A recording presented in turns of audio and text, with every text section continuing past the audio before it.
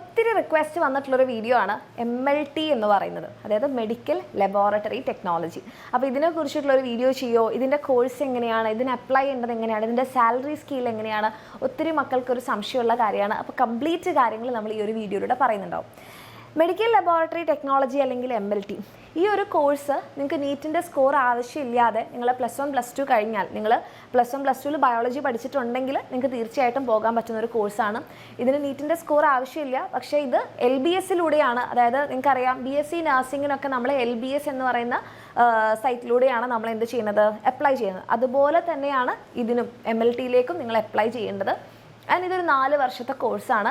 ചില കോളേജുകളിൽ 4.5 വർഷം വരെ പോകാറുണ്ട്. ഓക്കെ, ആൻഡ് ഇവിടെ നിങ്ങൾക്ക് അറിയാം മെഡിക്കൽ ലബോറട്ടറി ടെക്നോളജിയാണ്. അപ്പം നിങ്ങൾ ഈ ഒരു കോഴ്സ് കഴിഞ്ഞാൽ ഒരു ലാബ് ടെക്നീഷ്യനായിട്ടാണ് പോകുന്നത്. അപ്പം നമുക്കറിയാം, നമുക്കൊരു അസുഖം വന്നു കഴിഞ്ഞാൽ നമ്മൾ ആദ്യം എന്താ ചെയ്യുക, ഡോക്ടേഴ്സ് ആയാലും ആദ്യം പറയും ഈ ഒരു ടെസ്റ്റ് ചെയ്യണം, ലാബിൽ ടെസ്റ്റ് ചെയ്യണം എന്നൊക്കെ പറയും. അപ്പോൾ അങ്ങനെ നമ്മുടെ ബ്ലഡ് സാമ്പിൾ ആയിക്കോട്ടെ, സീറം സാമ്പിൾ ആയിക്കോട്ടെ, എന്തായാലും ടെസ്റ്റ് ചെയ്യാൻ വേണ്ടി ലാബിൽ കൊടുക്കുമ്പോൾ അത് ചെയ്യുന്ന ആളാണ് ഈ ഒരു MLT കഴിഞ്ഞ ആൾ.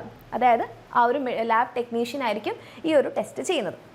അപ്പോൾ അതുകൊണ്ട് തന്നെ നിങ്ങൾക്ക് ഈ കോഴ്സിൽ പഠിക്കാനുണ്ടാവുന്നത് ഹ്യൂമൻ അനാറ്റമി ഉണ്ടാവും, പാത്തോളജി ഉണ്ടാവും, അതായത് അസുഖങ്ങളെക്കുറിച്ച് പഠിക്കാനുണ്ടാകും, സെറോളജി ഉണ്ടാവും, അതായത് നമ്മുടെ ബ്ലഡ് സീറത്തിന് ടെസ്റ്റ് ചെയ്ത് കഴിഞ്ഞാൽ നമുക്ക് മനസ്സിലാവുന്ന ഒത്തിരി അസുഖങ്ങളുണ്ട്. ദെൻ ഹിസ്റ്റോളജി ഉണ്ടാവും. ഹിസ്റ്റോളജി എന്ന് പറയുമ്പോൾ നമ്മളുടെ ബ്ലഡിലുള്ള എല്ലാ കാര്യങ്ങളെക്കുറിച്ചും നമുക്ക് പഠിക്കാനുണ്ടാവും. For example RBC, WBC, platelets, അതിനകത്തുള്ള എല്ലാ കാര്യങ്ങളെക്കുറിച്ചും നമുക്ക് പഠിക്കാനുണ്ടാവും. ഓക്കെ, ആൻഡ് LBS ത്രൂ ആണ് ഇതിൽ നിങ്ങൾ അപ്ലൈ ചെയ്യേണ്ടത്. ആൻഡ് ഇതിൻ്റെ സാലറി എക്സ്പെക്റ്റേഷനിലേക്ക് വരുമ്പം ഈ ഒരു കോഴ്സ്, ഇതിൻ്റെ ബാച്ചിലേഴ്സ്, MLTൻ്റെ ബാച്ചിലേഴ്സ് കഴിഞ്ഞ ഒരു ഫ്രഷർക്ക് കിട്ടുന്ന സാലറി എന്ന് പറയുന്നത് നിങ്ങൾക്ക് ഇവിടെ കാണാം, 10,000 to 20,000 റേഞ്ചിലാണ് നിങ്ങളുടെ സാലറി പെർ മന്ത് വരുന്നത്. ഫ്രഷർ ആണെന്നുണ്ടെങ്കിൽ അത് ഗവൺമെൻറ് ഹോസ്പിറ്റലാണെങ്കിൽ ഒരു 20 to 30 പെർ മന്ത് കിട്ടും. ഓക്കെ, ഇനി അത് കഴിഞ്ഞ് നിങ്ങൾ എക്സ്പീരിയൻസ്ഡ് ആയിട്ടുള്ള ഒരു ലാബ് ടെക്നീഷ്യനായിട്ട് മാറുകയാണെന്നുണ്ടെങ്കിൽ നിങ്ങളുടെ സാലറി, അതായത് നിങ്ങൾക്ക് ഒരു 2 to 5 ഇയേഴ്സ് എക്സ്പീരിയൻസ് ഉണ്ടെങ്കിൽ നിങ്ങൾക്കൊരു 25,000 to 40,000 ഉണ്ടാകും. ഇത് തന്നെ വേരി ചെയ്യാം, ഡിപ്പെൻഡ് ഓൺ ദ സിറ്റി, നിങ്ങൾ ഏത് ഹോസ്പിറ്റലിലാണ്, ഏത് സ്റ്റേറ്റിലാണ് നിങ്ങൾ ജോലി ചെയ്യുന്നത്, അതിനനുസരിച്ച് വ്യത്യാസം വരാം. അതേപോലെ തന്നെ നിങ്ങൾ എത്രത്തോളം സ്കിൽഡാണ്, നിങ്ങൾ വളരെ സ്കിൽഡായിട്ട്, നിങ്ങൾ വളരെ ഈസി ആയിട്ടും വളരെ പ്രസിഷനോട് കൂടി ചെയ്യുന്ന ഒരു ലാബ് ടെക്നീഷ്യൻ ആണെങ്കിൽ നിങ്ങളുടെ സാലറിയിൽ വീണ്ടും വ്യത്യാസം വരാം.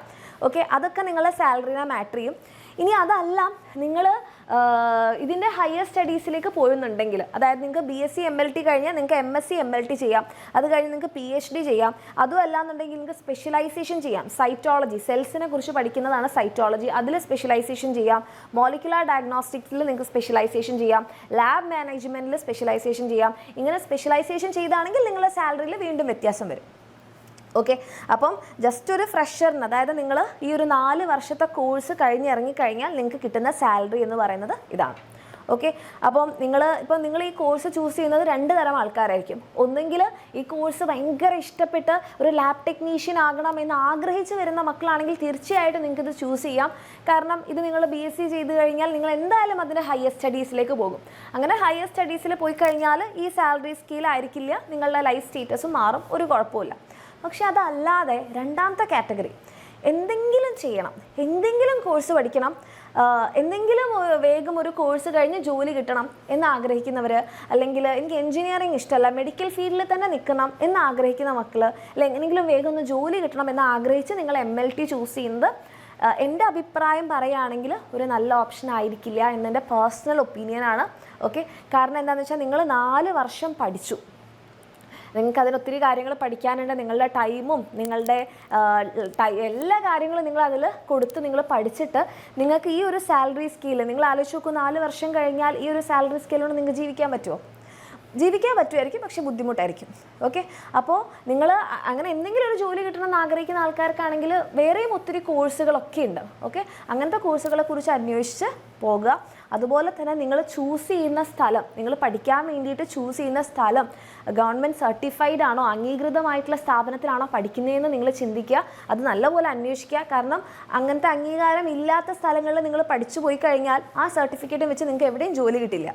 രണ്ടാമത്തെ ഒരു കാര്യം നിങ്ങൾ ശ്രദ്ധിക്കേണ്ടത്, നിങ്ങൾ MLT കോഴ്സൊക്കെ ചെയ്യാൻ വേണ്ടി പോകുമ്പം ഇത് ലാബ് ടെക്നീഷ്യനാണ് അല്ലേ. അപ്പോൾ ലാബിൽ നമുക്ക് തിയറീനേക്കാൾ കൂടുതൽ പ്രാക്ടിക്കൽ എക്സ്പീരിയൻസും പ്രാക്ടിക്കൽ സ്കില്ലും ആണ് വേണ്ടത്. അപ്പോൾ അവിടെ നിങ്ങൾ പഠിക്കുന്ന സ്ഥലത്ത് നിങ്ങൾക്ക് ഈ കോഴ്സിൽ തന്നെ നിങ്ങൾക്ക് ഇൻറ്റേൺഷിപ്പ് ഉണ്ടാകും. അപ്പം നമ്മൾക്ക് അവിടെ നമ്മളുടെ ആ ഒരു സ്കില്ല് പ്രാക്ടീസ് ചെയ്യാനുള്ള ഒരു സൗകര്യം ഉണ്ടോ നോക്കുക. അതായത് നിങ്ങൾ പഠിക്കുന്ന സ്ഥാപനത്തിന് സ്വന്തമായിട്ടുള്ളൊരു ഹോസ്പിറ്റലോ ലാബോ ഉണ്ടോ നോക്കുക. അങ്ങനെ ഒരു ലാബിൽ നല്ല രീതിയിൽ ടെസ്റ്റുകളും കാര്യങ്ങളൊക്കെ വരുന്നുണ്ടോ എന്ന് ചെക്ക് ചെയ്യുക. അതല്ലാത്തടത്തോളം നിങ്ങൾക്ക് എക്സ്പീരിയൻസ് ഉണ്ടാവില്ല, നിങ്ങൾക്ക് ആ സ്കില്ല് ഡെവലപ്പ് ചെയ്യാൻ പറ്റില്ല. അങ്ങനെ എക്സ്പീരിയൻസ്ഡ് അല്ലാത്ത സ്കിൽഡ് അല്ലാത്ത ഒരാൾക്ക് ജോലി കിട്ടാനുള്ള സാധ്യതയും കുറവായിരിക്കും. ഈ കാര്യങ്ങളൊക്കെ അന്വേഷിച്ചിട്ട് വേണം നിങ്ങൾ ഈ ഒരു കോഴ്സിലേക്ക് പോകാൻ വേണ്ടിയിട്ട്. ഓക്കെ, അപ്പോൾ ക്ലിയർ ആയി എന്ന് വിചാരിക്കുന്നു. എന്തെങ്കിലും സംശയം ഉണ്ടെങ്കിൽ കമൻറ്റ് സെക്ഷനിൽ അറിയിക്കുക.